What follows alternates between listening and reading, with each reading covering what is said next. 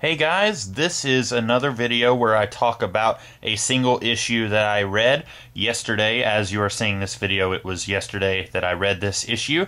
This is issue 37 of the first Excalibur series. I'm not going in a particular order. I have a whole bunch of Excalibur issues and I'm just going from the oldest one all the way up to the newest one. I will probably be skipping a lot of issues. In fact, the previous Excalibur issue that I read was issue 35. So I skipped issue 36 because I already had that in my box where I have all of my X-Men related stuff. And then I believe the next issue that I have is issue 39. So I'm not necessarily going to be going issue by issue for any of the series that I'm going to be reading single issues of for this month, but I am going to be going just kind of in order that I have them that I haven't read, if that makes any sense at all. Right here, we have another misleading cover. The last time I talked about an Excalibur issue, we had kind of a misleading cover. This one, we definitely have one. This alternate version of the Fantastic Four, they look kind of demonic. They are from an alternate universe, and they show up on the last page of this story. They are not in this comic before that.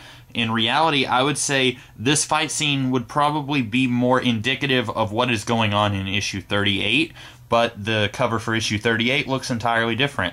This comic is okay. The art is not to my liking. It's very, I don't want to say abstract, but it doesn't look, air quotes, realistic. It looks not really cartoony, but very sketchy, I guess. It's a cross between something that's kind of cartoony and kind of sketchy.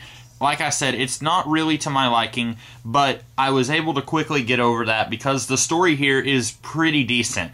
The dialogue is very witty, very snappy. It's not really bad at all. It's pretty good. I'm not going to go panel by panel and talk about what's going on here, but like this scene here where everyone is talking to Megan about what they perceive to be a mistake that she has made, it is hilarious, and I'm not going to reveal what it is that happens here.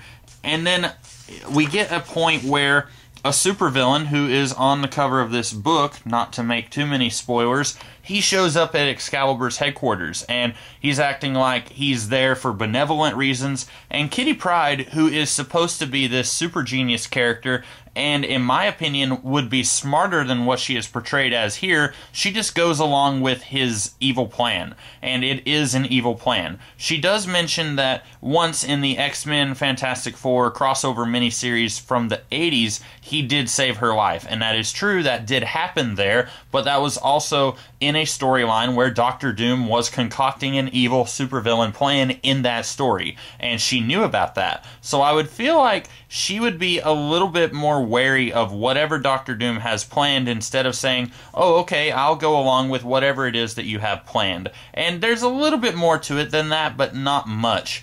It comes to a point where Doctor Doom basically betrays Kitty Pryde, and it's like, oh no, this would have never happened if you had just used your brain, Kitty. And she kind of berates herself mentally in her mind. She's kind of yelling at herself for falling into this trap. But I feel like the Kitty Pryde that Chris Claremont wrote in his run on X-Men and his brief time on Excalibur for about 34 issues or so would not have fallen into this trap. And it's one of those things where they have to do that so that the story can happen. They have to have Kitty Pryde fall into this trap so that the story can progress.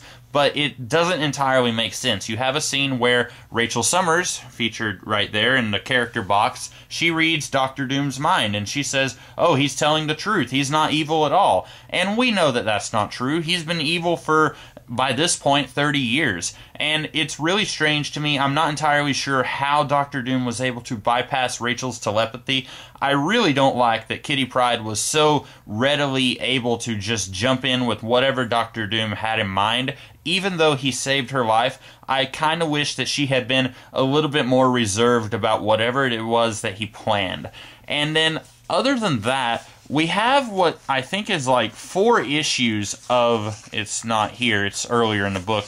We have, not issues, we have like 4 pages of the West Coast Avengers just hanging out at a party, and it's kind of okay, but it's not a West Coast Avengers comic. It's an Excalibur comic book.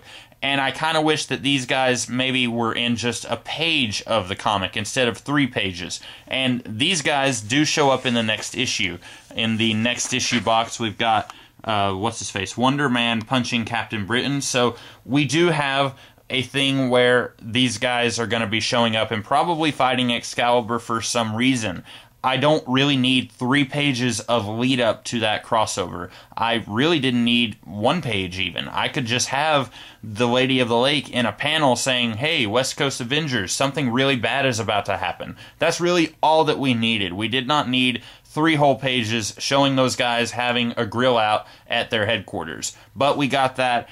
I think the only reason we did get that is that this is a 3-part storyline, according to the cover here. And really, this doesn't feel like part 1. This feels more like it's lead up to the actual story. I feel like if we had gotten less West Coast Avengers and more of Excalibur, maybe more of Kitty Pryde trying to figure out, should I go with Doctor Doom to Limbo? If we had gotten more of the actual team that stars in this book, you know, Excalibur, and less of the guest stars who are going to be showing up next issue, I probably would have liked this issue a lot more.